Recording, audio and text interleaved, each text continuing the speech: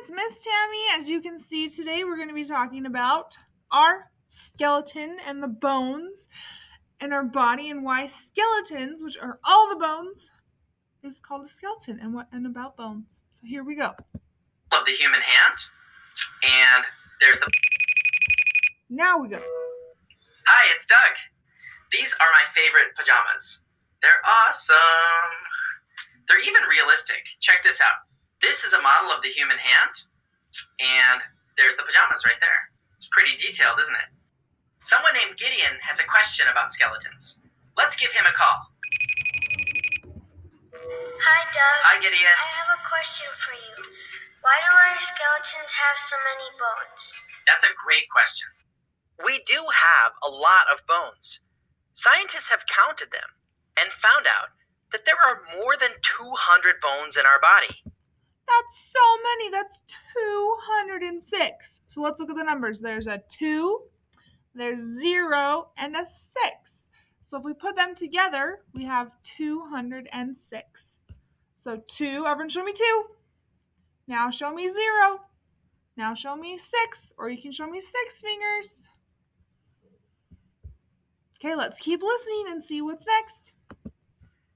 But before we can answer why there are so many, think about this. Why do we even have bones at all? I mean, what good are bones? What do they do for your body? What do bones do for our body? I think they help us move, and they help us stand up, and they help us not fall over. They help us, stay steady. Let's find out. Oh, there's the activity.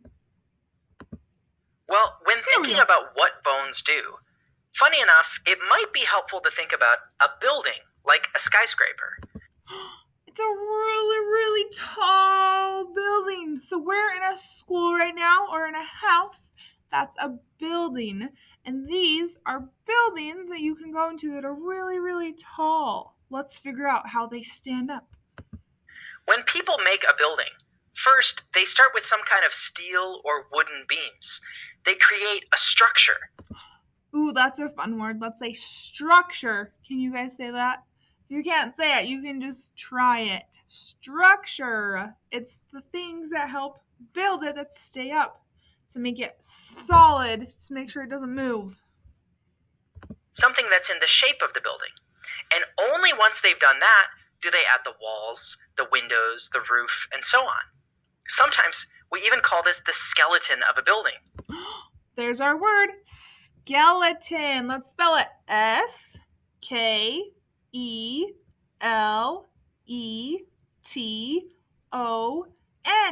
Skeleton. Your skeleton is no different. The bones are like the steel beams of a building. They give your body its structure. Now imagine for a second if you had no bones at all. What would happen? What would happen? Think about it. You would fall. Because you wouldn't have anything to hold you up. Just flop over. You'd look like this. There'd be nothing to hold you up. So that's what bones do for us. They give us a structure. But why so many bones? Why do we have over 200 bones? Why do we have so many? Do you guys remember why? We learned that in signing time. In our body. Take your hand, for example. You can see in this x-ray of a hand, there's a lot of bones. Just in the top part of one finger, there are... Everyone show me your finger. Move your finger and move it. Or you can use your pinky or your thumb. But show me your finger. 3 bones. 3. What's the point of that? There's 3 bones. Let's count them. There's 1, 2, 3. Okay, let's count backwards. There's 3, 2, 1. There's 3 bones in your finger right here. In both your fingers. There's 1, 2, 3 bones. Use your imagination again. Imagine if your finger had only 1 bone in it. What would go wrong? You can see there'd be nowhere for your finger. If it just had 1, it would have to move. We couldn't bend it like this. It would only go like this. All of our fingers would just do this. We couldn't bend them and we couldn't pick up stuff. It'd be really hard. To bend, you couldn't bend your finger. Each of the places on your body where you can bend something, that's called a joint.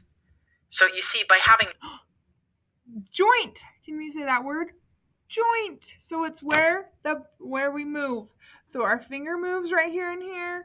Our wrist moves. We have a joint. Our elbows move. There's a joint. Our necks move. Our shoulders move. There's joints in all of those spots. more than one bone in each finger, that allows your finger to bend. Now, think of all the places on your body that can bend. Your neck, your legs, your arms. You see, if you didn't have so many bones in your body, you wouldn't be able to move in so many ways. So, in summary, without bones, our body would have no structure. You literally couldn't stand up. And by having so many bones, that allows our bodies to bend in many places. So our bones are our structure. They help us stand up tall, and they help us move. That's why we have so many. So we can move. We can move. Without that, we wouldn't be able to move. Now, after this video is done playing, my friends and I here at Mystery Science, we're not going to make this activity, but if you guys want to, go ahead. We made an art project with skeletons and cotton swabs. That's what we did. But if you guys want to do this, feel free. Science have created a step-by-step activity that combines science with art. I hope you'll try it. Have fun and stay curious. So everyone show me your dance moves that you can do, because you have bones and you can stand up tall and you can bend because you have bones in your body on your skeleton. Did you see all the skeletons dancing?